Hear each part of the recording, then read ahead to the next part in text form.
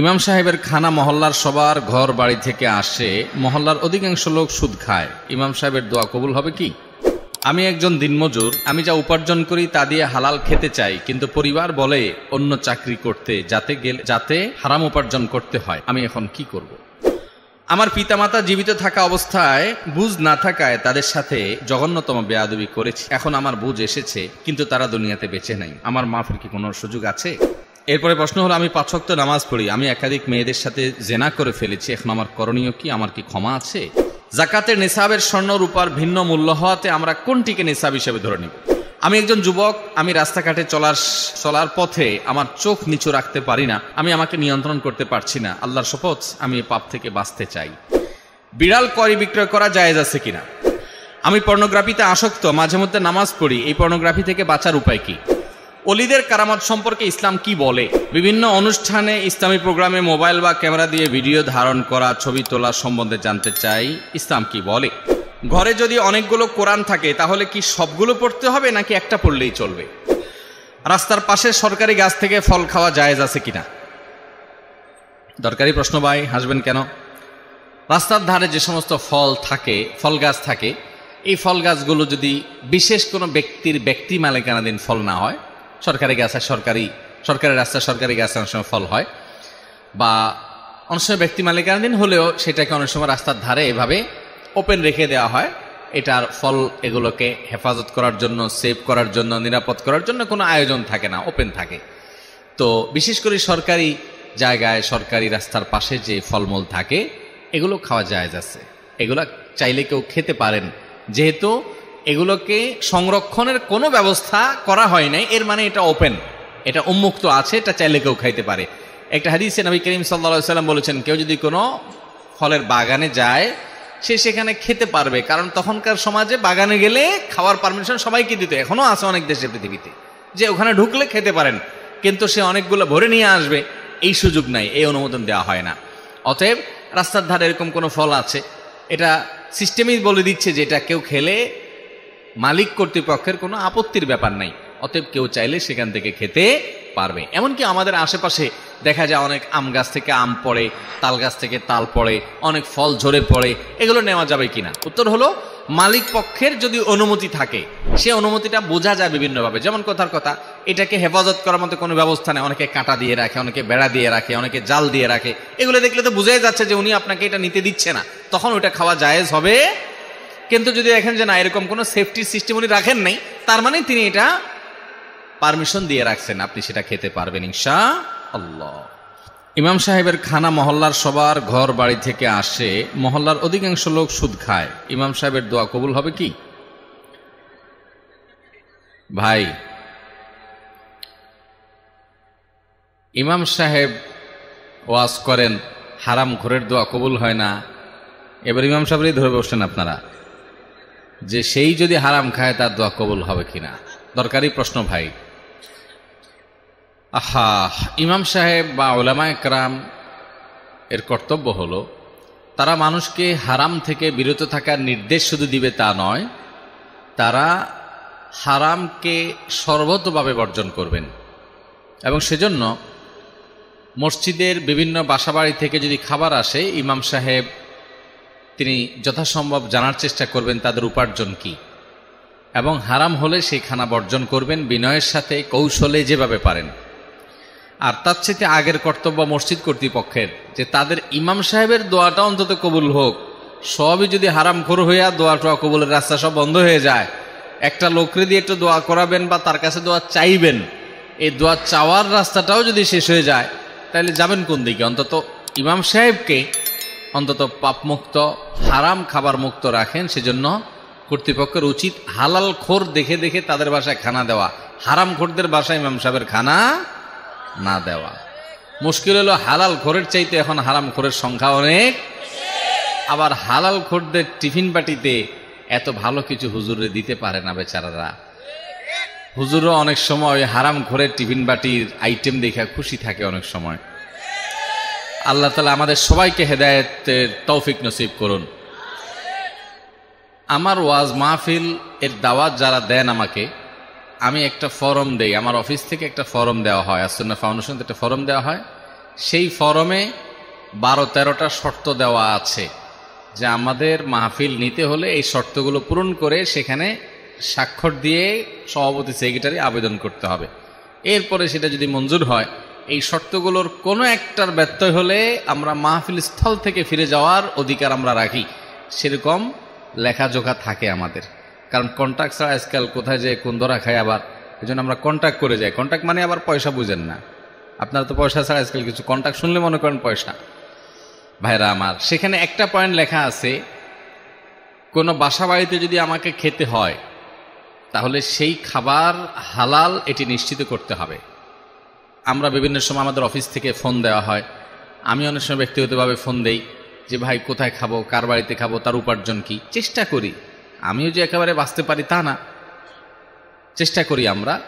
এরকম ইমাম সাহেবদের চেষ্টা করতে হবে, মসজিদ কমিটির লোকদের চেষ্টা করতে হবে। মুশকিল হলো কমিটির লোক বেচারা কি চেষ্টা করবে। বেশিরভাগ কমিটিতে যারা আছেন, ভালো মানুষ তো অনেক আছে, কিছু লোক আছে আল্লাহর বান্দারা নিজেরাই হালাল হারামের বাজ বিচার মনে করে সারা জীবন গুনাহ অপরাধ পাপ যা করছি না করছি, এবার একটু মসজিদ কমিটিতে ঢুকে আল্লাহর ঘরের খেদমত করে টোরে যদি সব কাটাকাটি হয়ে যায়, ভাইরা আমার, এটা ভুল। অতএব হারামকে ডিনাই করতে হবে, এই জন্য সৎসাহস থাকতে হবে ইনশাআল্লাহ। ইমাম সাহেব যদি হারাম খানা খান তার দোয়া কবুল হবে না, কারণ হারাম বক্ষণকারীর দোয়া কবুল হয় না। নবী করিম সাল্লাল্লাহু আলাইহি ওয়াসাল্লাম বলেছেন, একজন হারাম উপার্জনকারী সে অনেক দূর থেকে সফর করে এলোমেলো চুল, এলোমেলো দাড়ি, পশম এগুলো নিয়ে, ধুলোমলিন শরীর, কাপড় চোপড় নিয়ে সে মক্কায় গেছে ওমরা করার জন্য, হজ করার জন্য। বাইতুল্লাহর চারপাশ তোয়াফ করছে। পরিস্থিতিটা বোঝার চেষ্টা করেন। দীর্ঘ পথ পাড়ি দিয়ে অনেক কষ্ট করে এলোমেলো চুল নিয়ে, সেই যুগের মানুষ শত শত মাইল হেঁটে, ঘোড়ায়, উঁটে, বিভিন্ন কিছুতে করে আসতো, জীবন বাজি রেখে গেছে আল্লাহর ঘরে, গিয়ে বাইতুল্লাহর চারপাশ তোয়াফ করছে, বাইতুল্লায় হাজির হয়ে আল্লাহর কাছে দোয়া করছে দুই হাত তুলে। নবী করিম সাল্লাল্লাহু আলাইহি ওয়াসাল্লাম বলেছেন, আন্না ইউস্তাজাবু লিযালিক, তার কিভাবে দোয়া কবুল হতে পারে? অসম্ভব। যত কষ্ট করুক, বাইতুল্লাহর ভিতরে ঢুকে দোয়া করুক, কবুল হবে না। কারণ তার শরীর হারাম দ্বারা গঠন হয়েছে, তার পোশাক আশাক হারাম দ্বারায় সে কিনেছে। এই হারামের সংশ্লিষ্ট এত ভয়াবহ বিষয় ভাইরা। অতএব হারাম থেকে বাঁচার জন্য আমাদের সংকল্প করতে হবে। সবাই চেষ্টা করবো তো ইনশাআল্লাহ। মুশকিল হলো হারাম থেকে বাঁচবেন কেমনে? হারাম থেকে বাঁচতে গেলেই তো নানামুখী কথা, অন্য সবার কথা তো পরে, আমি সব জায়গায় বলি, সবার আগে আবার আপনার বাপ মাই তো মানবে না, বলবে যে এটা কোনো কথা রে বাবা, পয়সাও তো লাগে দুনিয়াতে, সবার পোলাপান কামায়, তুমি একেবারে হালাল হালাল কইয়া এরকম থাকবা। বাপ মাও মানবে না, বউ বাচ্চাও মানবে না, সারা দুনিয়ার একজন মানুষও যদি না মানে কিচ্ছু আসে যায় না। তারপর হারামের কাছে কোনো প্রকার মাথা নত করা যাবে। মুশকিল হলো হারামের কাছে মাথা নত না করলে হুজুররাও দাম দিবে না, আমরাও দাম দেব না। ভাই পয়সা কড়ি থাকলে সবাই কদর করে, মাহফিলেও মারহাবা নারায়ে তাকবীর শোনা যায়, তাই না ভাইরা আমার? গোটা দুনিয়ার মানুষ মারহাবা দিলেও আমি হারাম কামাবো না, আর একটা মানুষ যদি আমার সাথে না থাকে তবু আমি হারামে যাব না। এর নাম ঈমান।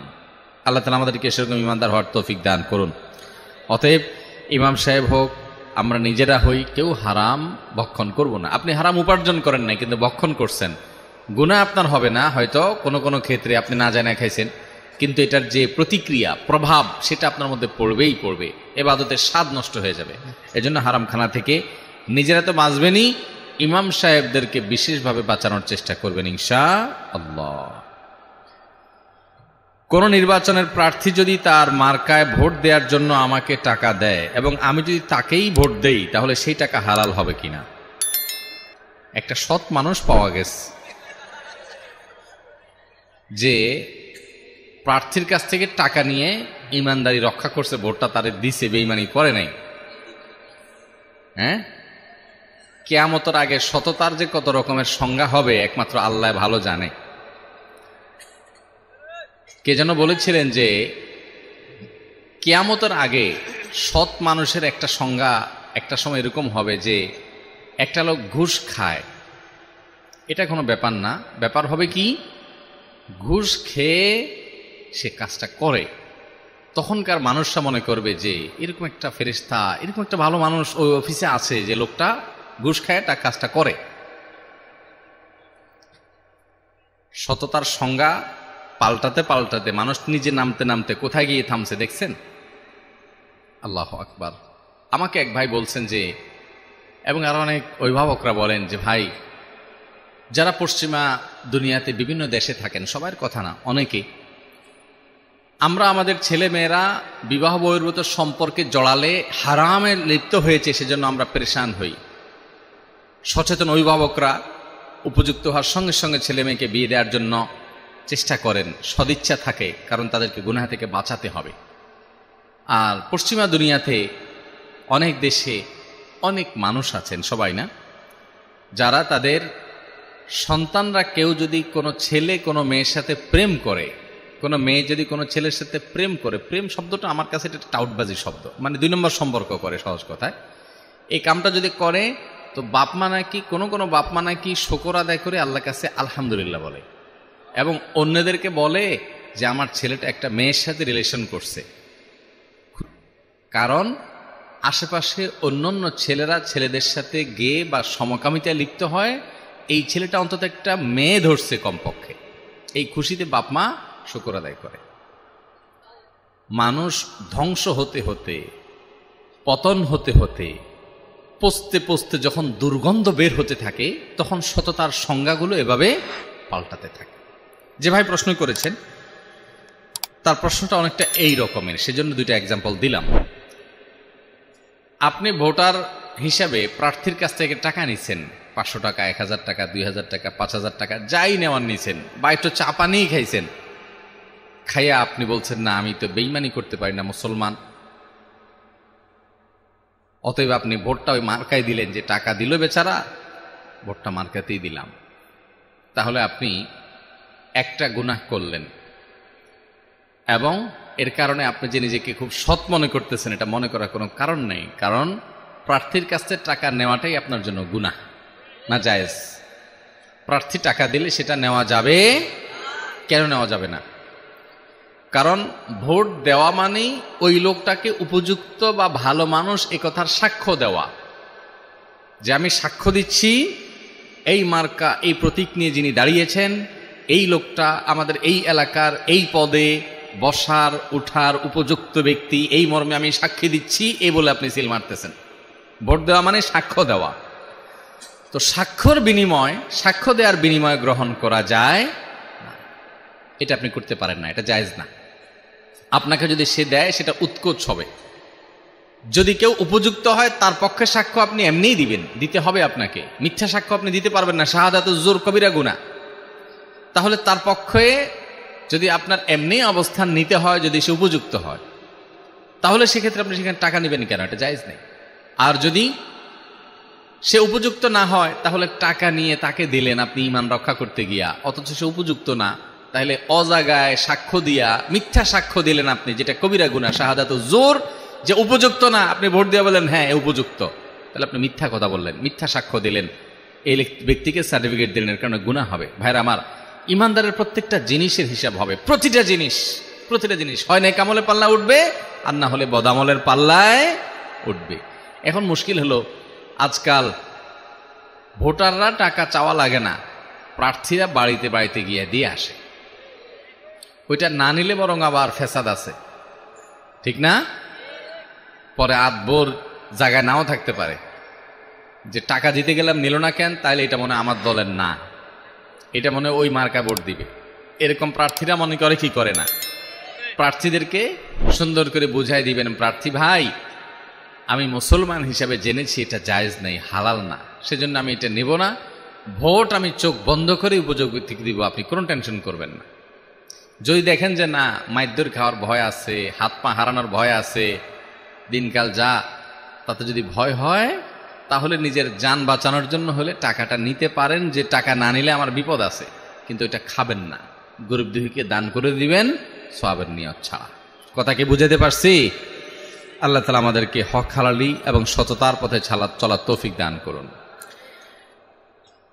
আমি একজন দিনমজুর, আমি যা উপার্জন করি তা দিয়ে হালাল খেতে চাই, কিন্তু পরিবার বলে অন্য চাকরি করতে, যাতে হারাম উপার্জন করতে হয়।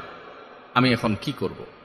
ভাইরা আমার, এই ভাইয়ের মতো অনেক ভাইদের প্রশ্ন আছে এবং পরিবারের পক্ষ থেকে প্রেশার আছে যে পরিবারের লোকরা চায় যে তুমি একটু টাকা পয়সা কামাই করে বড়লোক হও, পয়সাপাতি করো, জমি জমা রাখো, ঘর বাড়ি করো, গাড়ি বাড়ি করো, চাপ আছে। ভাইরা আমার, আমাদের এই সমাজটা আজ তেলালা মাথায় তেল এ পরিমাণ দেয় যে এই সমাজের সবার দাম আছে, শুধু সৎ মানুষের কোনো দাম নাই। আপনি অনেক পয়সা করে কামাইছেন, ঢাকা শহরে গেছেন পড়ালেখা করতে, কয়েক বছরের মধ্যে মাশাআল্লাহ বহুত চালাক হয়ে গেছেন। এরপরে আপনি উপার্জন শুরু করছেন, দিনান আপনি দেখা গেল যে জমি জমা রাখা শুরু করছেন, বাজারে একটা দোকান রাখছেন, শহরে একটা ফ্ল্যাট বুকিং দিছেন, জমি জমা কেনা ধরছেন, একটা গাড়ি নতুন কিনছেন, ভাবচক্কর বেশ ভালোই।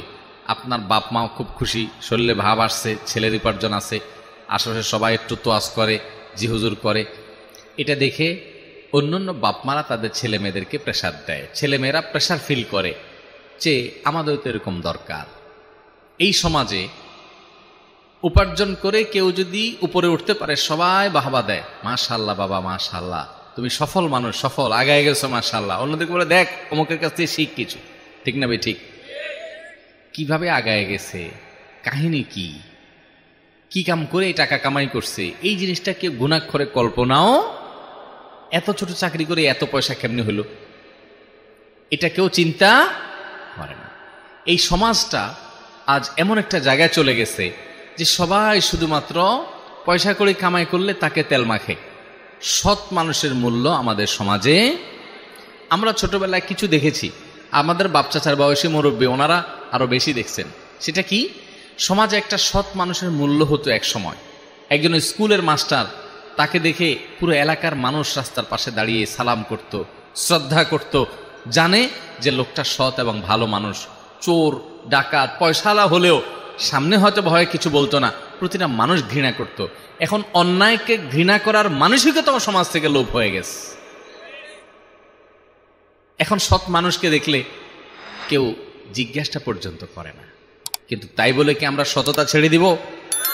ভাইরা আমার, আমি সবসময় বলার চেষ্টা করি, বিশেষ করে আমাদের তরুণ ভাইদেরকে, যুবক ভাইদেরকে, এই সমাজের বেশিরভাগ মানুষ চুরি ডাকাতি, 2 নম্বরে ছেঁচড়ামি, দুর্নীতি, এগুলোর আশ্রয় নিয়ে আঙ্গুল ফেলে কলা গাছ হয়। প্রায় সবাই চান্স পাইলে সবাই চেষ্টা করে যে 2 টাকা থেকে 10 টাকা কিভাবে করব, 2 নম্বর পথে হলেও সে চেষ্টা করে।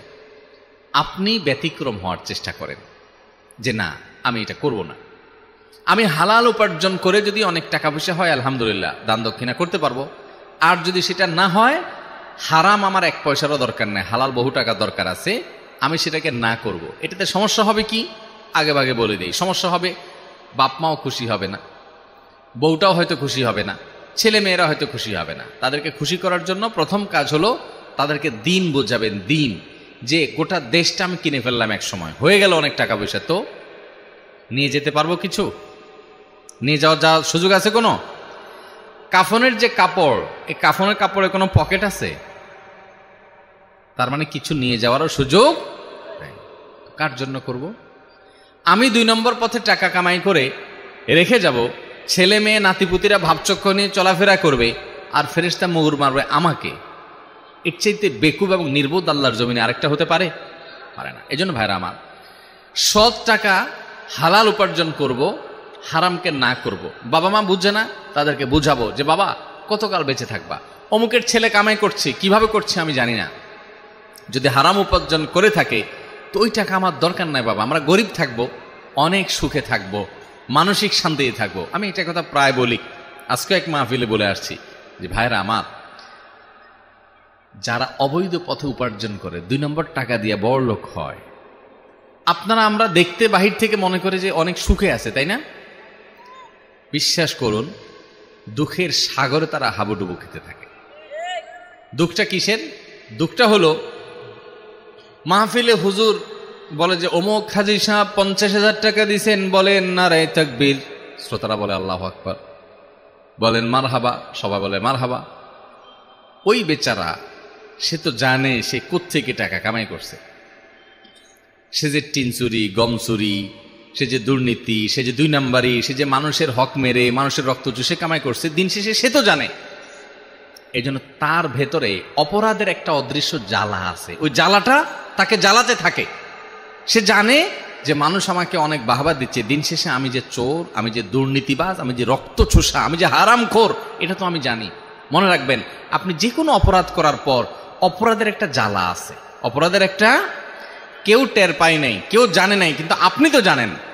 আপনি নিজে জানার কারণে আপনার ভেতর থেকে একটা অস্থিরতা কাজ করবে যে আমি চুরি করে আসছি, আমি জেনা করছি, আমি খারাপ কাজ করছি, এটা একটা জ্বালা আছে। ওই লোকের যতই মানুষ হাজী সাহেব বলুক আর অমুক সব তমুক সব বলুক, লোকটা তার ভেতরকার কষ্টের কারণে অস্থির পড়তে থাকে। আর এর বিপরীতে একজন মানুষ গরিব, আমি ঢাকা শহরে এরকম অনেক সরকারি কর্মকর্তা রিটায়ার্ড করছেন, এরকম সরকারি কর্মকর্তাকে জানি, যার ছোট্ট একটা কোনো রকম কুড়ের ঘরের মতো করে টিন শেড আছে, এটাতে তিনি থাকেন। আমি এরকম অনেকের বাসায়, এখন সময় হয় না, একসময় যাইতাম, চা খাইতাম, বসতাম, গল্প করতাম, বোঝার চেষ্টা করতাম তাদেরকে। আমার কাছে মনে হতো আল্লাহর জমিনে যদি কোনো সুখী মানুষ থাকে, এই মানুষগুলো, কারণ তার ভেতর থেকে তাকে একটা সার্টিফিকেট দেয় যে আলহামদুলিল্লাহ কখনো মানুষের 10 টাকা ঘুষ খাই নাই, 2 নম্বর কোনো কাজ করি নাই, নিজের জ্ঞাতসারে কখনো অন্যায় উপার্জন করি নাই। সে নুন পান্তা খায়, কিন্তু ওটার ভিতরে সে একটা সুখ অনুভব করে। আর একজন মুরগির কামড়ে, মুরগির রানে কামড় দেয়, আর সে ওই চিত্রতার সামনে ভেসে ওঠে যে সে দুর্নীতিবাজ, সে চোর, সে ডাকাত, সে রক্তচোষা। অতএব আপনি কেন সৎ পথে থাকবেন? আপনি নিজে সুখে থাকার জন্য সৎ পথে থাকবেন। অসৎ পথে থাকা মানুষ কোটি কোটি টাকার মালিক হতে পারে, আল্লাহর কসম করে বলতে পারে সে সুখী কখনো হতে পারে। সুখটা মনের ব্যাপার ভাই। সুখটা কিসের ব্যাপার? আমার কথা, নবী সাল্লাল্লাহু আলাইহি ওয়াসাল্লামের কথা, আল গিনা গিনান নাফস লাইসাল গিনা বিকাসরাতিল আরদ। অনেক পয়সা করি, জমি জমা করে ফেলার নাম ধনী হওয়া নয়, সুখ নয়। ওয়ালাকিন্নাল গিনা গিনান নাফস, কিন্তু সচ্ছলতা হলো মনের সচ্ছলতা। মনের সচ্ছলতা মানে একটা মানুষের অল্প স্বল্প আছে, কিন্তু সে খুব সুখী, সে বলে আমার আর দরকার নেই, আমি অনেক খুশি তো আলহামদুলিল্লাহ, আমার যেটা আছে এটা নিয়ে আমি আল্লাহর কাছে 1000 গুণ শুকরিয়া আদায় করি। দুনিয়া থেকে চলে যাবে, খেয়ে পরে বেঁচে আছে, অনেকে এতেও পাচ্ছে না, আলহামদুলিল্লাহ আমার হারাম টাকার কোনো দরকার নেই, সে ওইটা থেকে অমুখাপেক্ষী। এরকম ব্যক্তি মনের দিক থেকে সুখী, এ হলো আসল সুখী। আল্লাহ তাআলা আমাদেরকে সে আসল সুখী হওয়ার তৌফিক দান করুন। দুনিয়াটা হলো ভাই মরিচিকার মতো। মরিচিকা দূর থেকে দেখতে পানির মতো লাগে, কাছে যায় দেখে কই পানিটা নেই, কিচ্ছু নাই, মরুভূমির মরিচিকা। হারামখোরদেরকে দেখার পর আমাদের মনে হয় যে এরকম পয়সা করে যখন হবে, গাড়ি হবে, বাড়ি হবে, সবাই বাহবা দিবে, নারায়ে তাকবীর দিবে, মারহাবা বলবে, তখন মনে হয় অনেক ভালো লাগবে। ওখানে যাওয়ার আগ পর্যন্ত আমরা টের পাই না। অতএব ভাইরা, আমরা আল্লাহর কাছে সুখ শান্তি চাইব। সুখ শান্তি চান না টাকা পয়সা চান? সুখ শান্তি চান। আমি একবার একটা অপশন দেই, দেখি কোনটা চান। আল্লাহ তাআলা যদি আপনাকে বলে যে একদিকে ধরেন 100 কোটি টাকা আছে, এই টাকা তোমাকে দেওয়া হবে, তুমি চাইলে এ টাকার মালিক তুমি হয়ে যাবা। এই টাকা পাওয়ার পর তোমার সুখ শান্তি হইতেও পারে, নাও হইতে পারে, পেরেশানি হইতে পারে, অসুখ বিসুখ হইতে পারে, পেরেশানি হইতে পারে, নাও হইতে পারে, কিন্তু টাকা 100 কোটি আছে। আরেক পাশে অপশন নম্বর 2, তোমার জন্য কোন রকম একটা ভাঙা চালের দোচালা টিনের ঘর আছে, আর একটা রিক্সা আছে, রিক্সাটা চালাবা প্যাডেল মেরে, আর কুড়ে ঘরে থাকবা, কোন রকম নুন পান্তা এনে খাবা, তবে সুখের গ্যারান্টি আছে। কোন অপশন নেবেন? কুড়ের ঘর নেবেন?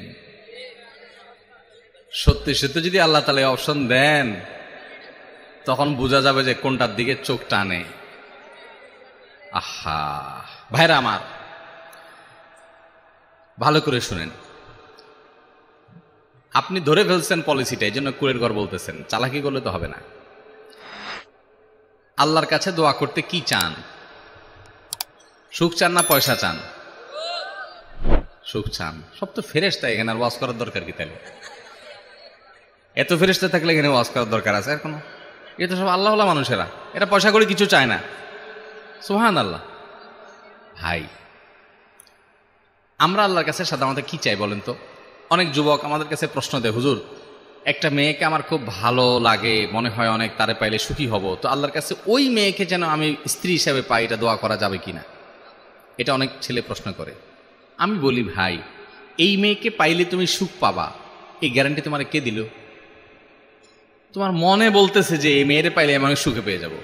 এই মেয়েটা পাওয়ার পর তোমার জীবনটা জীবন্ত জাহান্নাম হয়ে যাবে না, এটা তোমাকে নিশ্চিত করলো কে? হতে পারে কি পারে না? এরকম বহুত ছেলে তথাকথিত প্রেম, যেটা 2 নম্বরই আর কি, 2 নম্বরই আমি এমনি এমনি বলি না, আমি সব জায়গায় এটা ব্যাখ্যা দিই। কারণ এটা হলো ছেলেদের কিছু ফষ্টি করার ধান্দা, আর মেয়েদের কিছু চটপটি ফুচকা চাইনিজ বাদাম খাওয়ার ধান্দা। নাম দিছেন প্রেম, সবাই না, কিছু মুখলিস আছে, এখলাসের সাথে এই হারাম কাম করে। এখলাসের সাথে করে মানে আবার হুজুররা করে এটা চিন্তা করেন না।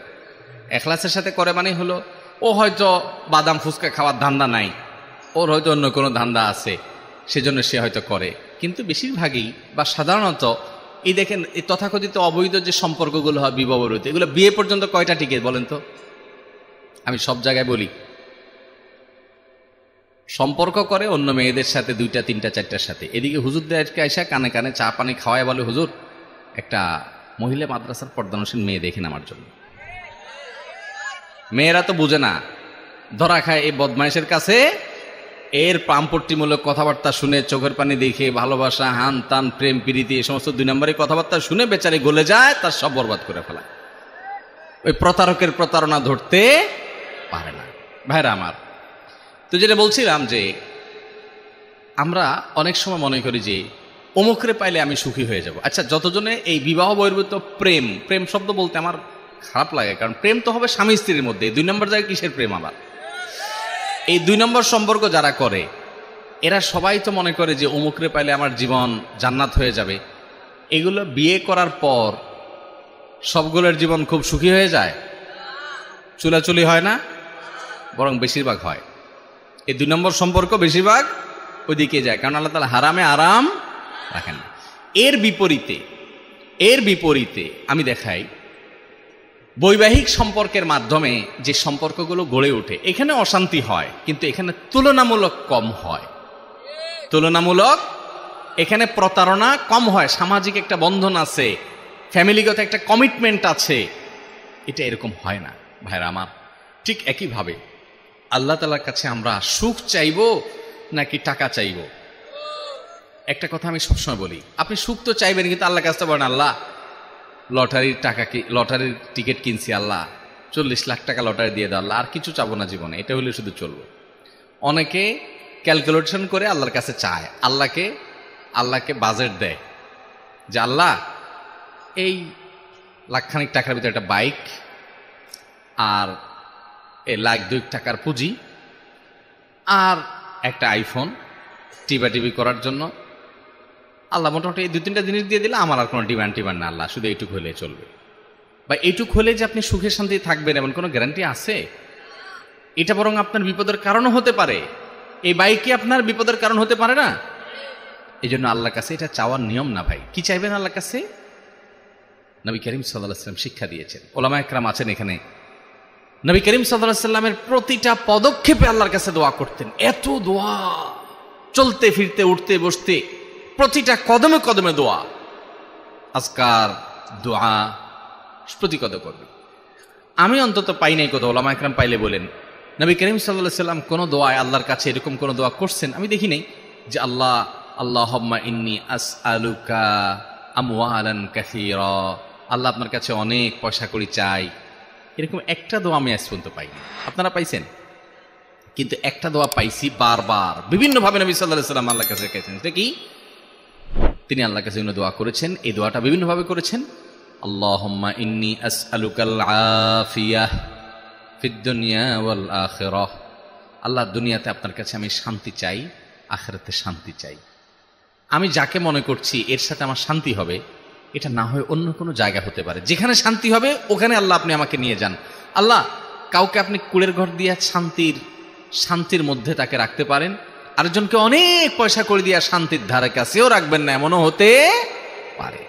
এই জন্য ভাইয়ের আমার, আল্লাহর কাছে কি চাইবো আমরা? ইনশাআল্লাহ শান্তি চাইবো। যে ভাই প্রশ্ন করেছেন তাকে বলবো, বাবা মা পরিবারের লোকেরা আপনাকে বাধ্য করে হারামে যাইতে, তাদেরকে বুঝান, চোখের পানি ফেলেন, কোন ওলামা একরামকে দিয়ে কাউন্সিলিং করেন যে হারাম কি হালাল কি, হারামে শান্তি নাই, হালালে শান্তি আছে, তাদেরকে বুঝান যে শান্তিটা দিন শেষে দরকার, আমি হারামে যাব না, আমি ওই প্রতিযোগিতা করব না যে তার আরেকজনের ছেলে লাখ লাখ টাকা কোটি কোটি টাকা বানায়, আমি কম্পিটিশনে যাব না, আমি সততার কম্পিটিশনে থাকবো।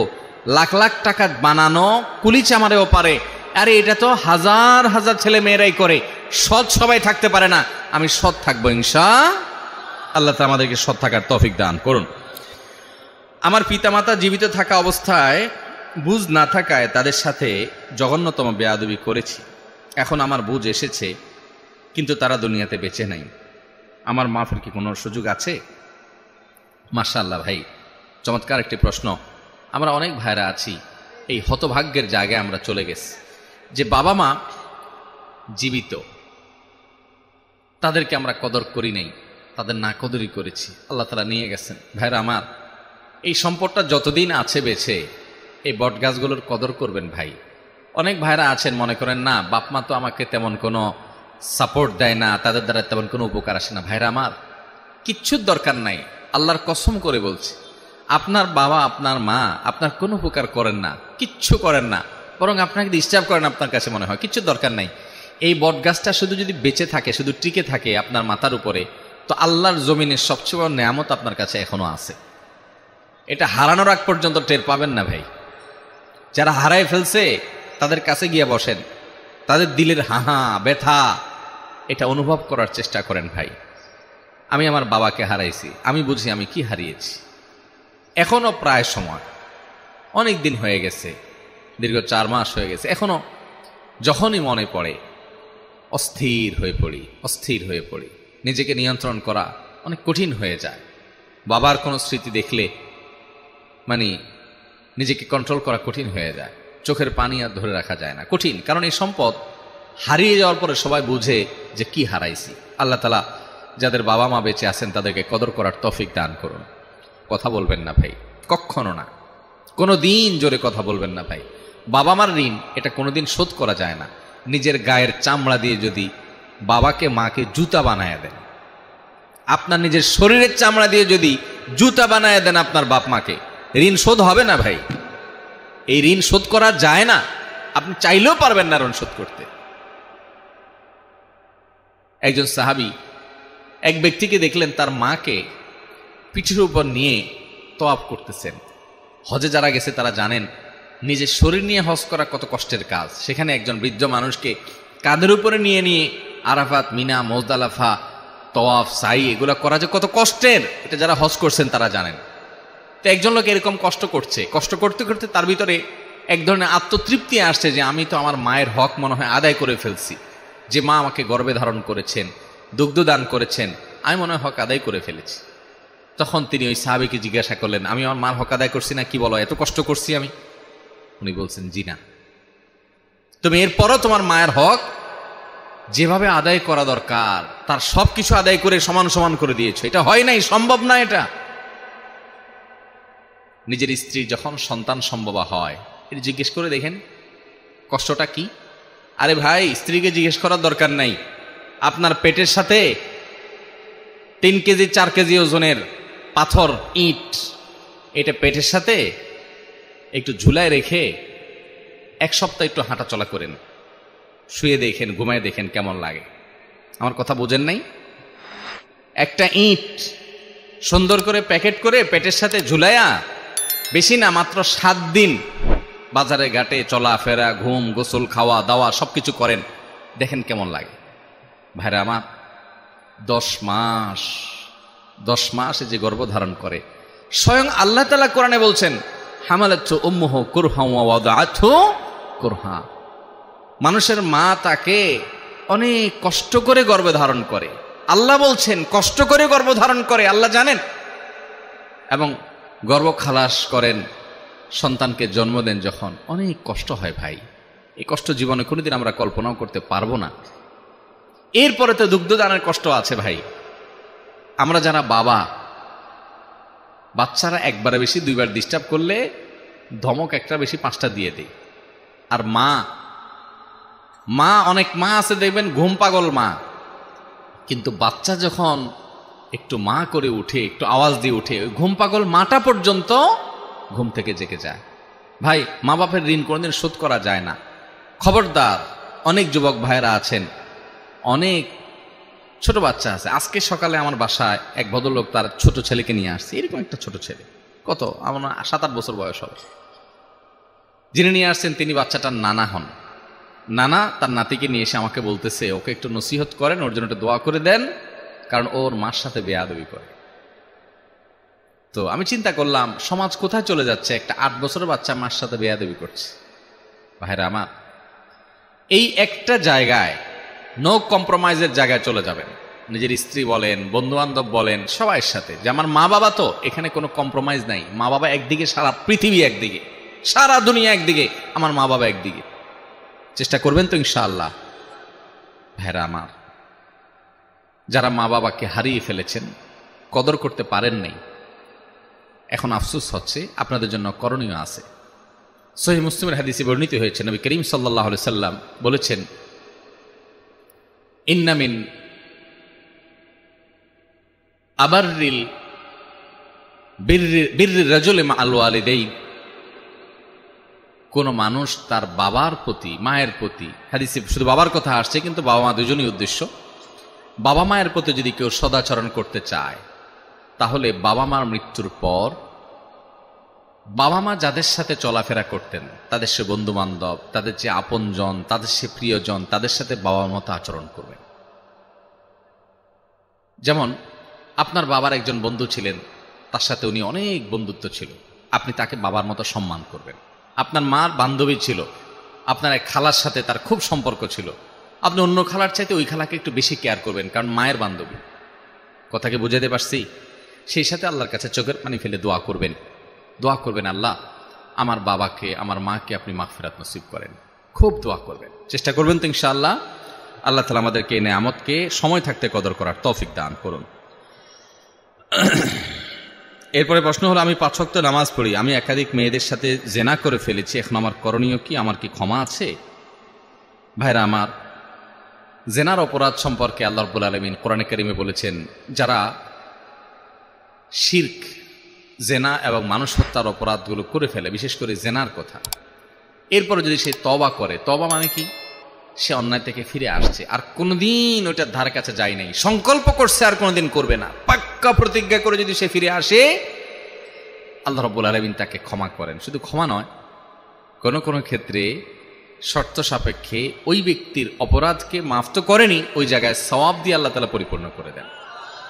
আমাদের অনেক ভাই আছেন এ ব্যাপারে হেজিটেশনে ভোগেন, এ ব্যাপারে ডিপ্রেশনে ভোগেন, যে আমি এত গুনাহ করছি, আল্লাহ আমাকে মাফ করবে। মনে রাখবেন, মানুষকে নিরাশ করা হলো শয়তানের বড় ধান্দা।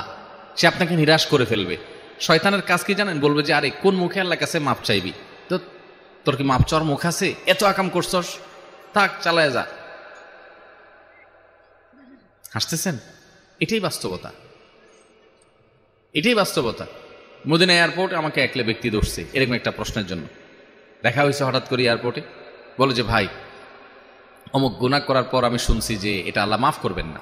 আমি গুনাহটা ছেড়ে দিয়েছিলাম, কিন্তু পরে মদ খাইতেন উনি, বলেন যে আমি এখন আবার শুরু করছি, শুনছি যে মাফ হবে না। এটা শয়তান করে ভাই। এই জন্য আল্লাহ তাআলার কাছে ক্ষমা নাই এমন কোন অপরাধ। আরে ভাই, শিরক করার পরও যদি কেউ তওবা করে, মাফ হবে কি হবে না? হবে। তাহলে জেনা করলে মাফ হবে না কেন? তবে হ্যাঁ, তওবাটা তওবার মতো হইতে হবে। শুধু মুখে আস্তাগফিরুল্লাহ বললে হবে না, ওই অপরাধের রাস্তা থেকে চিরকালের জন্য বেরিয়ে আসতে হবে। ওর ধারে কাছে আর যাওয়া যাবে, আল্লাহ তাআলা অবশ্যই মাফ করবেন ইনশাআল্লাহ। যাকাতের নিসাবের স্বর্ণ রূপার ভিন্ন মূল্য হওয়াতে আমরা কোনটিকে নিসাব হিসেবে ধরে নিব? যাকাত স্বর্ণ এবং রূপা দুইটার ভিন্ন ভিন্ন পরিমাণ আছে। রূপা হলে 85 গ্রাম অথবা 7.5 ভরি, স্বর্ণ হলে 85 গ্রাম অথবা 7.5 ভরি, আর রূপা হলে 52.5 তোলা কিংবা 595 গ্রাম, একই কথা। রূপা হলে 595 গ্রাম, স্বর্ণ হলে 85 গ্রাম। আর তোলার হিসাব করলে রূপা হলে 52.5 তোলা আর স্বর্ণ হলে 7.5 তোলা, এর সমপরিমাণ সম্পদের মালিক হলে তার উপরে যাকাত ফরজ। এখন কথা হলো, রূপা আর স্বর্ণের সাথে তো মিল নেই, টাকার বেশ কম অনেক বেশি, মূল্যের বেশ কম অনেক বেশি। তো এক্ষেত্রে উত্তর হলো, যেই কোনো একটা, এখন রূপার দাম কম, পৃথিবীতে কোনো কালে কোনো সমাজে যদি রূপার দাম বেশিও হয়ে যায়, তখন স্বর্ণেরটা হবে সর্বনিম্ন নেশাব, কথার কথা আর কি। স্বর্ণ এবং রূপা এই দুইটার যে কোনো একটা নেশাবকে টাচ করবে, স্পর্শ করবে, যাকাত ফরজ হবে। এখন ধরেন আপনার কাছে ক্যাশ টাকা আছে, তাহলে এই ক্যাশ টাকাটা স্বর্ণ বা রূপা যে কোনোটার সাথেই এটা কনভার্ট হতে পারে। অতএব আপনি যখন এটাকে রূপাতে কনভার্ট করবেন, তাতে 595 গ্রাম রূপা কিনতে 40-50 হাজার টাকা বা তার চেয়ে প্লাস মাইনাস টাকা হইলেই হয়ে যাবে। মানে এই টাকার মালিক হয়ে গেলে 1 বছর থাকলে যাকাত ফরজ হয়ে যাবে। কিন্তু স্বর্ণ যদি হিসাব করেন, তাহলে 7.5 ভরি স্বর্ণ এটা কিনতে তো অনেক কয়েক লাখ টাকা লাগে। কথা কি বুঝাতে পারছি? এই জন্য স্বর্ণ বা রূপা যে কোনো একটাকে টাচ করলেই যাকাত ফরজ হয়ে যাবে। যার শুধু স্বর্ণ আছে তার 7.5 ভরির আগে যাকাত নাই, কিন্তু একজনের কিছু স্বর্ণ আছে, কিছু টাকা আছে, তাহলে এই স্বর্ণটাকে টাকায় কনভার্ট করে এই টাকা সহ রূপার নেশাব টাচ করলেই যাকাত ফরজ হয়ে যাবে। শুধু স্বর্ণ থাকলে তার 7.5 ভরির নিচে যাকাত হবে না। কথা কি বুঝাতে পারছি? অতএব স্বর্ণ রূপা যে কোনো একটা স্পর্শ করলে যাকাত হবে। আমি একজন যুবক, আমি রাস্তাঘাটে চলার পথে আমার চোখ নিচু রাখতে পারি না, আমি আমাকে নিয়ন্ত্রণ করতে পারছি না, আল্লাহর শপথ আমি এই পাপ থেকে বাঁচতে চাই। আলহামদুলিল্লাহ, এই প্রশ্নগুলো সম্প্রতি অনেক বেশি পরিমাণে পাচ্ছি। আমার খুব ভালো লাগে যে আমাদের যুবক ভাইরা হারাম থেকে বাঁচার জন্য সংকল্প করছেন। ওলামা একরামের কাউন্সেলিংয়ের মাধ্যমে আল্লাহর ভয়ে তারা আল্লাহর পথে ফিরে আসার চেষ্টা করছেন। ভাইরা, আল্লাহ তাআলা কোরআনে বলেছেন, ওয়াল্লাযীনা জাহাদু ফীনা লানাহদিয়ান্নাহুম সুবুলানা। আল্লাহ বলেছেন, যারা আমার পথে আসার চেষ্টা করবে, হারাম ছেড়ে হালালে পথে আসার চেষ্টা করবে, এই মানুষগুলোকে আল্লাহ বলেছেন লানাহদিয়ান্নাহুম সুবুলানা, অবশ্যই অবশ্যই অবশ্যই, লামে তাকিদ নুনে তাকিদ সাকিলা, 3 বার অবশ্যই হবে, 3 বার, অর্থাৎ 3 ধরনের গুরুত্ব আল্লাহ তাআলা আরোপ করে বলেছেন, অবশ্যই অবশ্যই অবশ্যই আমি তাকে আমার দিকে আসার একটা নয়, সুবুলানা সাবিলের বহু বচন, বহু পথ দেখাবো। যে আল্লাহর দিকে আসতে চাইবে, আল্লাহ তাকে বহু পথ দেখাবেন। আপনার কাজ হলো শুরুটা করা এবং আল্লাহর কাছে সারেন্ডার করা, চোখের পানি ফেলা। চোখের গুনাহ থেকে বাঁচতে পারছেন না, প্রথম কাজ হলো যেই জায়গায় গেলে চোখের গুনাহ হয় ওই জায়গায় যাবেন না। ফেসবুক থেকে বাঁচতে পারছেন না, অ্যাপই ডিলিট করে ফেলেন, একটু হিম্মত করেন। অথবা যেসব পেজ আইডি থেকে বাজে জিনিস আছে এগুলো সব আনফলো করে ফেলেন। সেই সাথে যেই জায়গা গেলে, আপনি স্কুলে গেলে চোখের জেনা হয় আপনি জানেন, আপনার কলেজে গেলে আপনি জানেন, তাহলে বের হওয়ার আগে নিজেকে চ্যালেঞ্জ দেন যে আজকে যাতে কোনো চোখের গুনাহ না হয়, আমি চেষ্টা করব। বের হওয়ার আগে প্ল্যান করে বের হন, দেখবেন অনেকখানি বাঁচা সহজ হবে ইনশাআল্লাহ। এরপরে যদি হয়ে যায়, আল্লাহর কাছে মাপ চান, পরের দিন আরো টাইট হন। এভাবে আপনি কসরত করতে করতে একটা সময় দেখবেন যে গুনাহ থেকে বাঁচা সহজ হয়েছে। নাম্বার 3, বিয়ে শাদী করার মতো সামর্থ্য থাকলে দ্রুততার সাথে বিয়ে করে ফেলান। এবং সেই সাথে 4 নম্বর, আল্লাহর কাছে খুব দোয়া করেন। ভাইরা আমার, চতুর্দিকে ফিতনার যে আয়োজন চলছে, এই ফিতনা থেকে বেঁচে থেকে নিজেকে জান্নাতের পথে ধরে রাখা অনেক কঠিন। এই জন্য আল্লাহর কাছে পানা চান, আল্লাহুম্মা ইন্নী আউযু বিকা মিনাল ফিতানি মা যাহারা মিনহা ওয়া মা বাতান। আল্লাহ প্রকাশ্য সব ধরনের ফিতনা থেকে আপনার কাছে পানা চাই। আল্লাহ আমাদের সবাইকে হেফাজত থাকার তৌফিক দান করুন। সাবেক ঈদগাহ বর্তমানে পরিত্যক্ত জায়গায়, এখানে কি খেলার মাঠ বানানো যাবে? যদি ঈদগাহ হিসাবে কেউ দান করে থাকে তাহলে ওটা ঈদগাহই থাকবে, ওইটাকে পরিবর্তন করা যাবে না। তবে ঈদগাহের মধ্যে ঈদগাহ বানানোর পাশাপাশি ঈদের নামাজ তো হবেই, পাশাপাশি যুবক ছেলেরা যদি হালাল পদ্ধতিতে শরিয়া সম্মত কোনো খেলা খেলে, সেখানে কোনো জুয়া না থাকে, সতর উন্মুক্তকরণ না থাকে, তাহলে এটা জায়েজ হতে পারে। নবী করিম সাল্লাল্লাহু আলাইহি সাল্লামের মসজিদে নববীতে ইথিওপিয়ান সাহাবীরা তারা খেলাধুলা করতে নবী সাল্লাল্লাহু আলাইহি সাল্লাম পারমিশন দিয়েছেন। অতএব ঈদগাহে যদি খেলাধুলা হয়, ধরেন কোনো ফুটবল খেলা হলো, ক্রিকেট খেলা হলো, ব্যাডমিন্টন খেলা হলো, কিন্তু সতর উন্মুক্ত হয় নাই, সেখানে হারাম কিছু নাই, মিউজিকের ব্যবহার নাই, সেখানে জুয়া নাই পারস্পরিক, জাস্ট শারীরিক কসরতের উদ্দেশ্যে তারা করলো, সামান্য বিনোদনের উদ্দেশ্যে করলো, এটা জায়েজ হতে পারে। কিন্তু ঈদগাহটাকে ঈদগাহ থেকে পরিবর্তন করে পরিপূর্ণই আপনি একেবারে একটা মাঠে পরিণত করে পেলেন, খেলার মাঠ, ওখানে ঈদের নামাজই হবে না, এটা জায়েজ হবে না। বিশেষ করে জায়গাটা যদি কেউ ঈদগাহের জন্য দান করে থাকে, এটা পরিবর্তন করার ইখতিয়ার কারোর নাই। বিড়াল ক্রয় বিক্রয় করা জায়েজ আছে কিনা? বিড়াল ক্রয় বিক্রয় করা সম্পর্কে একটা হাদিস আবু দাউদ, তিরমিজি, নাসাই সহ বিভিন্ন কিতাবে বর্ণিত হয়েছে। হাদিসের ভাষ্য হলো, কুকুর এবং বিড়াল এগুলো কেনা বেচা করা যাবে না, এগুলোর কেনাবেচা করলে তার যে বিক্রয় মূল্য সেটা খাওয়া যাবে না, এই মর্মে একটা হাদিস পাওয়া যায়। কিন্তু এই হাদিসকে মুহাদ্দিসিন ওলামা ইকরামের অনেকেই এর সনদকে দুর্বল সূত্রে বর্ণিত বলেছেন, যার কারণে এটার উপরে ভিত্তি করে বিড়াল কেনাবেচা করাকে নাজায়েজ বলেন না জমহুর ওলামা ইকরাম। বেশিরভাগ ওলামা ইকরামের মত হলো বিড়াল কেনাবেচা করা যাবে। যে হাদিসে নিষেধাজ্ঞা আছে সেটি বিশুদ্ধতার মানদণ্ডে উত্তীর্ণ নয়, প্রথম কথা। দ্বিতীয় কথা হলো, যদি নিষিদ্ধতার সে হাদিসকে সহি ধরেও হয়, তারপরেও সেটা মাকরু তানজিহি ধরা হবে বা অনুত্তম ধরা হবে। বিশেষ করে হয়তো এই জন্য বলা হয়েছে যে এটার মতো একটা সাধারণ জিনিস আবার কেনাবেচা হয়, কিন্তু যখন এটার পিছনে মানুষ পরিশ্রম করবে, অর্থ ব্যয় করবে, বিশেষ করে আজকাল যে সমস্ত বিড়াল পাওয়া যায়, দেখা যায় এগুলোতে অনেক প্রশিক্ষিত, অনেক উন্নত জাতের, অনেক পয়সা খরচ হয়। এমনকি যে কুকুরগুলো পাওয়া যায় অনেক সময় পাহারাদারের জন্য, শখের বসে পালন করা তো জায়েজ না ওইভাবে, কিন্তু পাহারাদারের জন্য প্রশিক্ষিত কুকুর পাওয়া যায়। তো এগুলোকে প্রশিক্ষণের জন্য, তারপরে উন্নত জাতের, তাদেরকে খাবার ইত্যাদি কারণে অনেক পয়সা খরচ হয়, এগুলো কেনাবেচা করা জায়েজ হবে ইনশাআল্লাহ। আমি পর্নোগ্রাফিতে আসক্ত, মাঝে মধ্যে নামাজ পড়ি, এই পর্নোগ্রাফি থেকে বাঁচার উপায় কি? যে প্রশ্নগুলো আমাদের কাছে সবচেয়ে বেশি আসে, 4-5টা প্রশ্ন আছে, সব জায়গায় আসে প্রায়, এর মধ্যে এইটা একটা প্রশ্ন যে আমাদের যুবক ভাইয়েরা পর্নোগ্রাফির আসক্তি থেকে, মাস্টারবেশন থেকে বাঁচতে চাচ্ছেন এবং পর্নোগ্রাফি থেকে বাঁচতে চাচ্ছেন, গোপন গুনাহে আক্রান্ত। দেখুন, এই গুনাহ থেকে বাঁচার জন্য সবচেয়ে কার্যকর উপায় হলো বিবাহ শাদী। আল্লাহ তাআলা যদি উপযুক্ত করেন এবং উপার্জনের কোনো মাধ্যম তাকে বিবাহ শাদীর দিকে চলে যান, এটা হলো সবচেয়ে কার্যকর উপায়। উপার্জন নাই, উপার্জন শুরু করে দেন, কামাই রোজগার শুরু করে দেন, কোনো কাজকে ছোট মনে করবেন না, যে কোনো হালাল উপার্জন শুরু করবেন। আমি সব জায়গায় বলি যুবক ভাইদেরকে, কখনো কোনো কাজকে ছোট মনে করবেন, যে কোনো হালাল উপার্জনের জন্য কাজ শুরু করে দেন, আল্লাহ তাআলা বারাকা দিবেন। আপনি শুরু করেন, আপনার কাজ শুরু করা একদিকে হয় না, আরেক জায়গায় ছাড়েন, নিরাশ হবেন না। 10 জায়গায় মাইর খাইছেন, 11তম জায়গায় শুরু করেন, ইমানদার নিরাশ হবে না, আরো সাবধান হন, আরো সতর্ক হন, শুরু করেন। অতএব আমরা কাজ করব, বেকার থাকবো না। বেকার বসে বসে শুধু বলবেন হুজুর বাবা মাকে বুঝান, একটু ওয়াজ করেন যাতে তাড়াতাড়ি বিয়ে দিয়ে দেয়, এটা কেমন কথা ভাই? বাবা মারে তো আমি বলবোই, কিন্তু আপনারটা আপনি করেন, উপার্জন শুরু করেন। আর বাবা মাকেও বলি যে সন্তানদেরকে তাড়াতাড়ি বিয়ে দেন, কারণ নানামুখী ফিতনায় তারা আক্রান্ত। সিনিয়র যারা আছেন, বয়স্ক মুরব্বী যারা আছেন, 50-60 বছর বয়স, আপনারা জানেন না দুনিয়া কোথায়, আপনারা জানেন না আপনার ছেলে মেয়েদের সামনে কত ফিতনা। আপনাদের আমলে ফেসবুক, ইউটিউব এত ছিল না। আমি সব জায়গায় বলি, আমাদের মুরব্বীরা যারা বাপ চাচার বয়সী আছেন, খবর নিয়ে দেখেন, এরা সবাই 20 বছরের কমে বিয়ে করছে, কারণ তাদের বাপেরা অল্প বয়সে বিয়ে করে দিচ্ছে। এখন ছেলেকে বলে পায়ের উপরে দাঁড়াও, পায়ের উপরে দাঁড়াও, 30 পার করে দেয়, ছেলের বিয়ে দেয় না। আরে বাবা, আপনাকে এত আগে বিয়ে করতে বলছে কি? আপনি আরো পরে করলেও চলতো, আপনার আমলে এত ফিতনা ছিল না। এখন যুবকদের সামনে বহুমুখী ফিতনা আছে।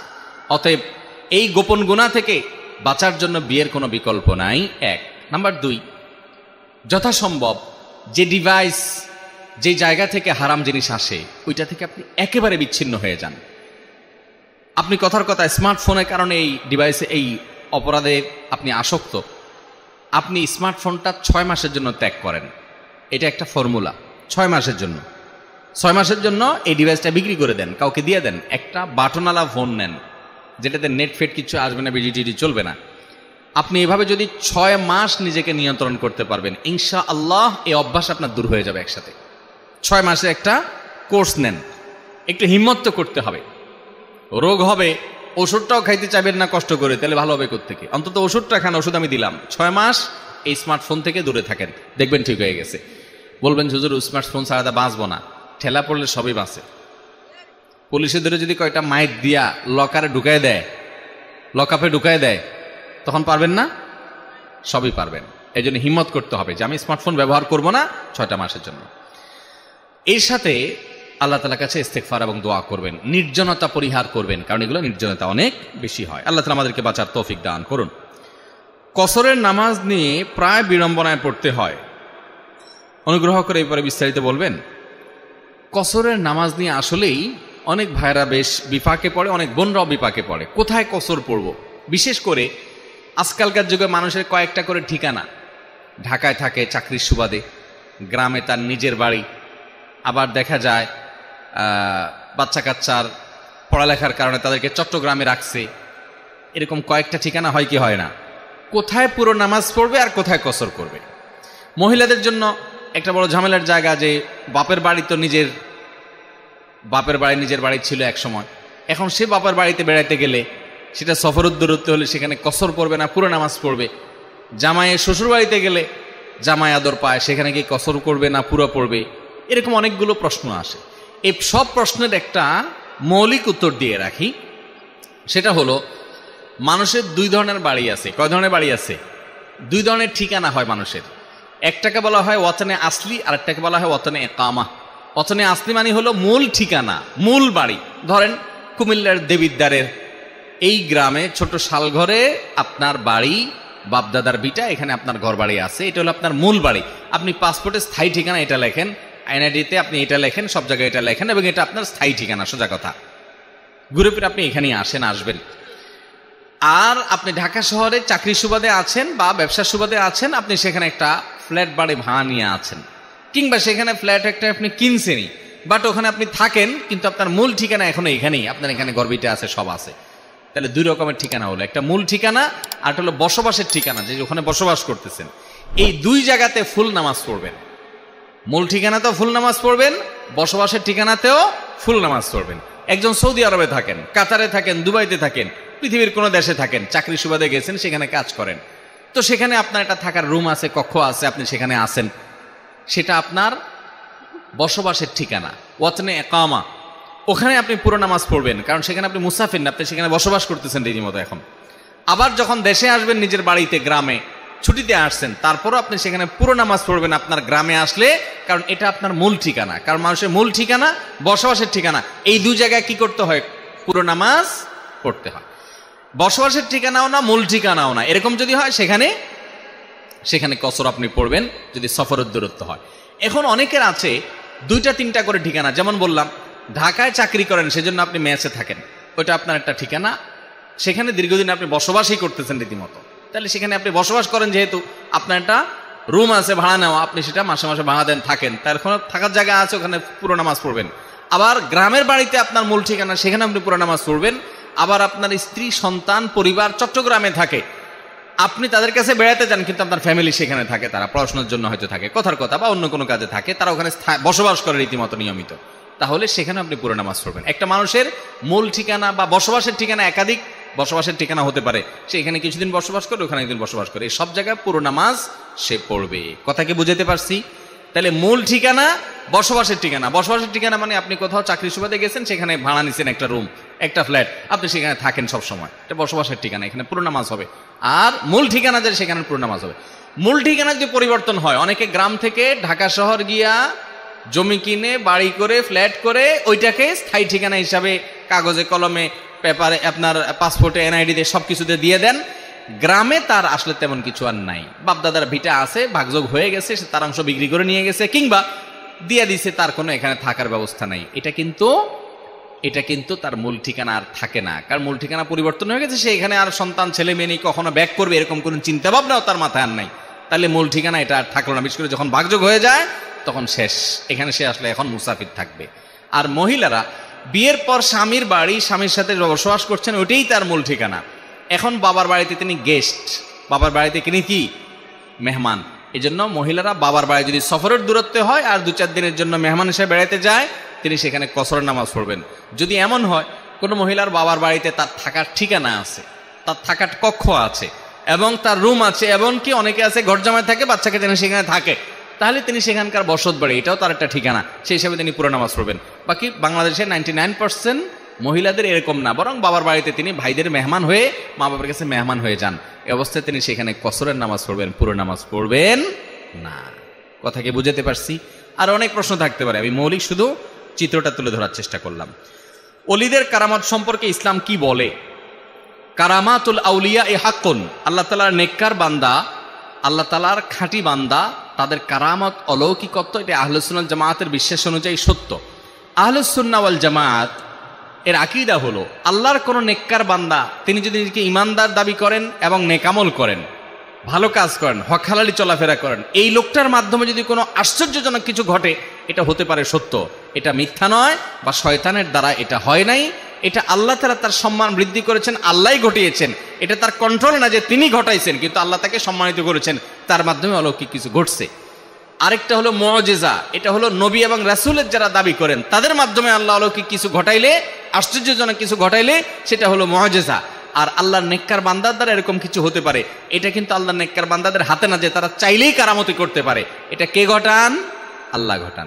অনেক সময় কারামতের নাম দিয়া মুখরোচক গল্প, ঠুনকো গল্প, সব বানায়া বানায়া গল্প বলা হয়, তো এটা গুনাহের কথা। বাকি এমনিতে আল্লাহ তাআলা নেককার বান্দাদের দ্বারা অলৌকিক কিছু হওয়াটা অস্বাভাবিক নয়। বর্তমানে আমরা বেশিরভাগ যুবক মোবাইলের আসক্তির মধ্যে জড়িত। এর থেকে বাঁচার উপায় কি? ভাইরা, বর্তমান যুগে বহু সম্ভাবনার দুয়ার যেরকম খুলেছে, অনেক ধ্বংসের দুয়ারও এই মোবাইল ফোনের কারণে আমাদের জন্য খুলেছে। যারা মোবাইল ফোনকে কন্ট্রোল করতে পারেন না, এই মোবাইল আপনি ব্যবহার করছেন না, মোবাইলে আপনাকে ব্যবহার করছে, আপনি ডাইরেক্ট হয়ে গেছেন। অনেকে ডাইরেক্ট হয়ে গেছি না আমরা? ডাইরেক্ট হওয়া বুঝেন? মনে করেন মোবাইলটা হাতে আছে, স্ক্রল করতেছেন করতেছেন করতেছেন, যাচ্ছেন, মনে হয় যে কিছু হারায় গেছে। ঘন্টাকে ঘন্টা, ঘন্টায় ঘন্টা আপনি স্ক্রল করতে নিচের দিকে যাচ্ছেন, কি হাতাইতেছেন নিজেও জানেন না। এটা বলে ডাইরেক্ট হয়ে যাওয়া। এই ডাইরেক্ট হয়ে যাওয়ার কারণে পড়াশোনা ধ্বংস হয়, নামাজে মনোযোগ থাকে না, বাবা মার অবাধ্য হয়ে যায়। একটা গল্প আমি প্রায় সময় বলি, কোথায় যেন পাইছি গল্পটা। একটা যুবক সারাদিন শুধু বাসায় গেলে মোবাইল টিপে, সারাদিন মোবাইল টিপে, মায়ের দিকে বাবার দিকে একটু মহব্বতের সাথে তাকায়ও না। একবার সে বাসায় মোবাইল টিপছে টিপছে, খুব সিরিয়াস, বন্ধুদের সাথে চ্যাটিং ফেটিং করতেছে। সে অনেক সামাজিক মানুষ, কারণ বন্ধু বান্ধবদের রিপ্লাই দেয়, কিন্তু মায়ের দিকে তাকানোর টাইম নেই।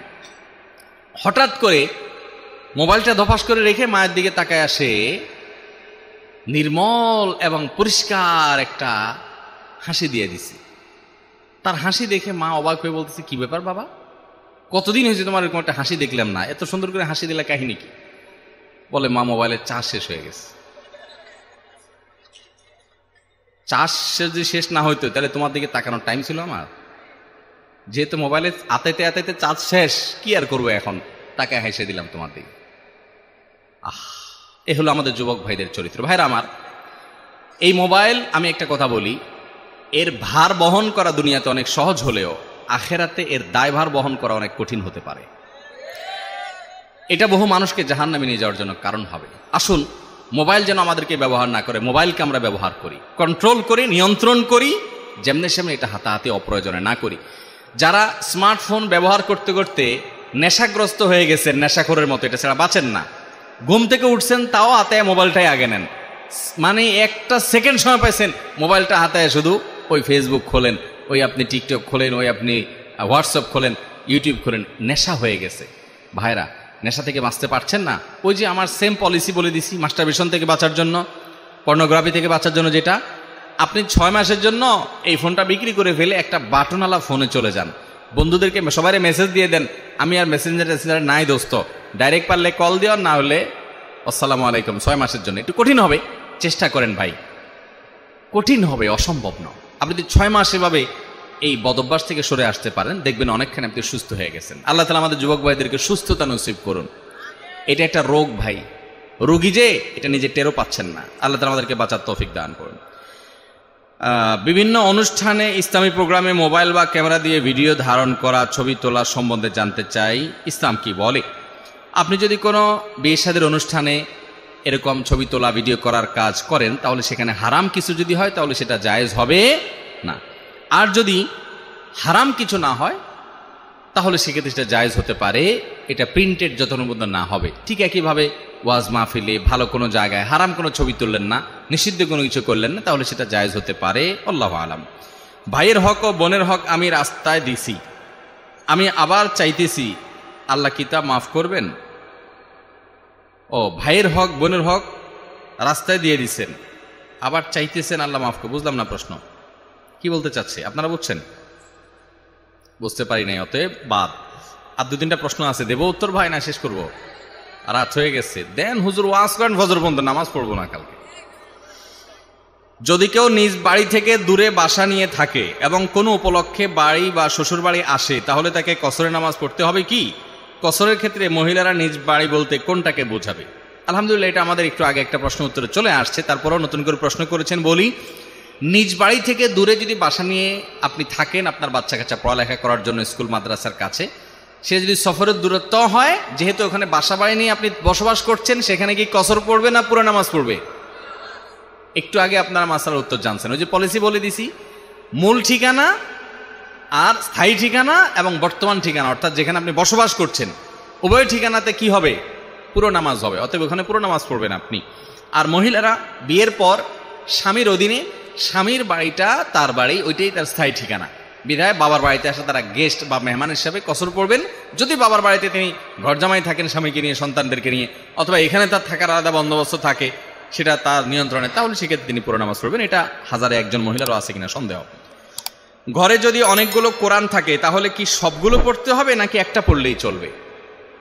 ভাই, কোরআন অনেকগুলো আছে, সবগুলোই ঘুরে ঘুরে পড়তে হবে এমন কোনো বাধ্যবাধকতা নেই। নিয়মিত কোরআনটা একটু একটু করে পড়বেন, এটা হলো মূল বিষয়। তবে আল্লাহর কালামের ভালোবাসা থেকে যে ওই কোরআনটা পড়া হচ্ছে না অনেকদিন, একটু পড়ি, সেটা করতে পারলে ভালো, কিন্তু এটা কোনো জরুরি না। আর এর চাইতে জরুরি হলো কোরআনের কথা অনুযায়ী আমল করবেন। কোরআন একটা একটা করে ঘেটে সবগুলোই তেলাওয়াত করছেন, একটাতেও যা বলা আছে সেটা আমল করছেন না, তাহলে এটার কোনো মানে হতে পারে না। ইসলামের তেজ্যপুত্র করার কোনো বিধান আছে কিনা? অনেক সন্তানকে বাবা মা তেজ্যপুত্র করে, যে আমার কথা শুনে ওরা তেজ্যপুত্র করে দিলাম। ইসলামে সন্তানকে তেজ্যপুত্র করার কোনো সিস্টেম নাই। আমাদের প্রচলিত আইনে থাকতে পারে, বাট ইসলামে নেই। তেজ্যপুত্র করা যায় না। আপনার ঘরে জন্মগ্রহণ করেছে, সে আপনার সন্তান, চিরকাল সন্তান। আপনি ত্যাগ করলেও সে সন্তান, না করলেও সন্তান, এটা আপনি ত্যাগ করার জিনিস না। ঠিক একইভাবে সন্তান তার বাবা মাকে ত্যাগ করার সুযোগ নেই, যে হ্যাঁ আমি ত্যায্য করে দিলাম। কোনো কারণে যদি তার থেকে দূরে থাকতে হয়, বিশেষ কোনো হিকমার ভিত্তিতে, সেটা জায়েজ হতে পারে শর্ত সাপেক্ষে, বাট তেজ্যপুত্র করে দিবেন, সম্পদের ভাগ দিবেন না, এই ক্ষমতা আপনার নাই। আপনার সম্পদে আপনার সন্তান হিসাবে অটোমেটিক তার এটা অধিকার হয়ে গেছে। আল্লাহ তাআলা বলেছেন, আবা ওকুম ও আবনা ওকুম লা তাদরুনা আইয়ুহুম আকরাবু লাকুম নাফআ। তোমাদের বাবা মা, তোমাদের সন্তান সন্ততি কে বেশি উপকারে আসবে তোমরা জানো না। ফরিদাতাম মিনাল্লাহ বলেছেন, আল্লাহর বন্টন, এই মিরাস বা সম্পদ, এটা আল্লাহ যাকে যতটুকু বলছে দিয়ে দাও। তুমি বসে শেয়ানামি বা পণ্ডিতিমি করতে যাবা না, যে অমুককে দিব অমুককে দিবা না। এই জন্য সন্তানকে তেজ্যপুত্র করে সম্পদ দিবেন না, সেই সুযোগ নাই। হ্যাঁ, কোনো সন্তান যদি তার বাবা মাকে হত্যা করে, এমনকি ভুলবশত হত্যা করে ফেলে, তাহলে নবী সাল্লাল্লাহু আলাইহি ওয়াসাল্লাম হাদিস আছে, সে বাবা মার সম্পদ পাবে না। কিন্তু বাবা মা সন্তান একটু খারাপ, হয়তো একটু ভুল পথে আছে, বা একটু বাবা মার কথা শুনে না, তেজ্যপুত্র করে দিচ্ছেন, এই সুযোগ নাই। সে খারাপ হলে তাকে ঘৃণা করবেন, তাকে সংশোধ করার চেষ্টা করবেন, সেটা ভিন্ন বিষয়। তাই বলে তেজ্যপুত্র করতে পারবেন না। ওরে বাবা, অনেক প্রশ্ন দেখি, এক খাতার মধ্যে সব প্রশ্ন লিখে নিয়ে আসছেন। আচ্ছা, আর একটা দুটো প্রশ্ন উত্তর দেই। যারা সুদ খায় আর যারা দেয়, তারা সমান অপরাধী কিনা? সমাজে শুধু সুদখোরদেরকে অপরাধী মনে করা হয়। খুব সুন্দর একটা প্রশ্ন ভাই। এটা ঠিক যে যারা সুদ খায় তাদেরকে সবাই খারাপ মনে করে, যে সুদ দেয় সে খারাপ না? নবী করিম সাল্লাল্লাহু আলাইহি সাল্লাম বলেছেন, লাআনাল্লাহু আকিলার রিবা ওয়া মুকিলাহু। যে সুদ খায় ওর উপর আল্লাহর লানত পড়ে, যে সুদ খাওয়ায় অর্থাৎ সুদ দেয় তার উপরে আল্লাহর লানত বর্ষিত হয়, অভিশাপ হয়, আল্লাহর রহমত থেকে সে দূরে সরে। এবং একইভাবে ঘুষের ব্যাপারেও আমাদের সমাজে দেখবেন, যে ঘুষ খায় তারে আমরা অনেক খারাপ বলি, যে ঘুষ দেয় তারে আমরা খারাপ। যদিও কোনো কোনো ক্ষেত্রে মানুষ নিরুপায় হয়ে ঘুষ দেয়, এছাড়া তার ইমার্জেন্সি কোনো কাজ হওয়ার কোনো উপায় থাকে না, সেটা ভিন্ন বিষয় হতে পারে, বিচ্ছিন্ন। বাকি বেশিরভাগ ক্ষেত্রে যে ঘুষ দেয় সে নিজেও ঘুষ দেয় সেদে সেদে। আমি তো বলি যে একটা সরকারি কাজ সিরিয়াল ধরে নিতে হবে, 1 ঘন্টা সিরিয়ালে দাঁড়ায় থাকতে হবে। আপনি এটা থেকে বাঁচার জন্য বলছেন, তো 500 টাকা ঘুষ দিয়ে দিলাম, ও এমনি করে দিবে। এখানে তো আপনার কাছে চাইও নাই, বরং আপনি সেদে দিয়ে আসছেন যায়া, যাতে 2 নম্বর পথে কাজটা হয়ে যায়, সিরিয়াল ধরতে রাজি না। আমরা অনেকে শর্টকাট করতে গিয়া ঘুষ দেই, তাহলে এই ঘুষ দেওয়াটাও কি হবে? হারাম হবে। ঠিক একইভাবে সুদদাতা সুদগ্রহিতা উভয় হারামখোর, জায়েজ হবে না। আপনি সুদে লোন নিবেন না এবং সুদের ভিত্তিতে লোন দিবেনও না, উভয়টাই বেঁচে থাকতে হবে। আল্লাহ তাআলা আমাদেরকে বেঁচে থাকার তৌফিক দান করুন। আরো অগণিত প্রশ্ন আছে ভাই, প্রশ্নগুলো আমি নিয়ে যাচ্ছি যতগুলো সম্ভব। পরবর্তী কোনো মাহফিল, আগামীকালকে লক্ষ্মীপুরে মাহফিল আছে, ইনশাআল্লাহ সেখানে উত্তর দেওয়ার চেষ্টা করব। অনেক কথা হয়েছে, অনেক কথা হয়েছে। এবার আমি আমার শুরুতে যে কথা বলছি আবার স্মরণ করে দিই। মাহফিল থেকে কিছু নিয়ে যাব তো ইনশাআল্লাহ, হারাম সম্পর্ক থেকে বের হয়ে আসবো তো ইনশাআল্লাহ।